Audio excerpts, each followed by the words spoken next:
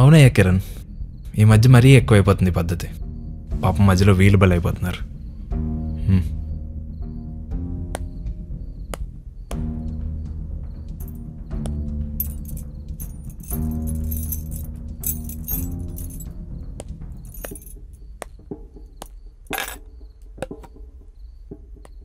Sir, నేను ఒక సాదాసీదా ఎంప్లాయీని sir. నెలకు కనీసం 2 సేల్స్ చేస్తేనే కానీ నా ఫ్యామిలీకి తిండి ఉండదు.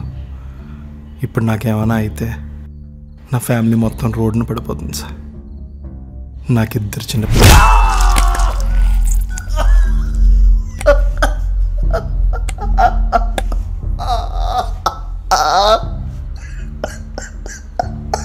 నీ అబ్బా, నువ్వు చెప్పే సొల్లు కబుర్లు విన్నాకే చూపిస్తున్నావా?